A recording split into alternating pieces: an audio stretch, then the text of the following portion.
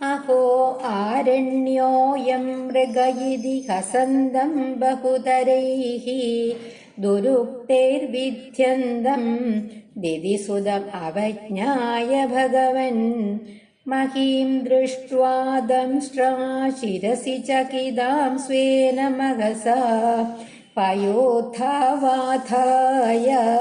പ്രസഭമുദയുങ്ധാമൃതവിധൗ. അഹോ അയം ആരണ്യഃ മൃഗഃ ഇതി ഹസന്തം.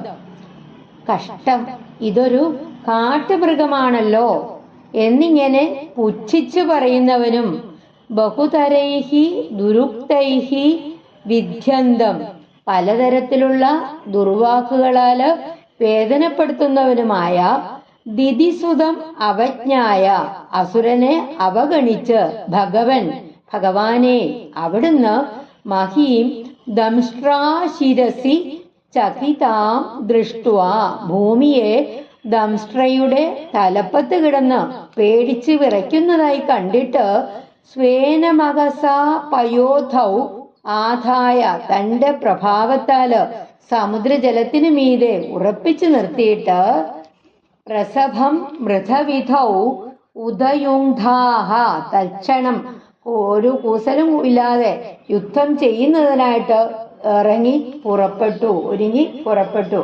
കഷ്ടം, ഇതൊരു കാട്ടുമൃഗമാണല്ലോ എന്ന് പരിഹസിക്കുന്നവനും പല വിധത്തിലുള്ള ദുഷിച്ച വാക്കുകൾ കൊണ്ട് തന്നെ വേദനിപ്പിക്കുന്നവനുമായ ആ അസുരനെ അവഗണിച്ചുകൊണ്ട്, അല്ലയോ ഭഗവാനെ, അവിടുന്ന് ഭൂമിയെ തന്റെ ദംഷ്ട്രയുടെ തലപ്പത്ത് കിടന്ന് ഭയന്ന് വിറയ്ക്കുന്നതായി കണ്ടിട്ട് തന്റെ മഹത്തായ ശക്തി കൊണ്ട് സമുദ്രജലത്തിന്മേല് ഉറപ്പിച്ചു നിർത്തിയിട്ട് അപ്പോൾ തന്നെ യുദ്ധം ചെയ്യാനായിട്ട് ദാ പുറപ്പെട്ടു. ശ്രീ ഗുരുവായൂരപ്പാ ശരണം.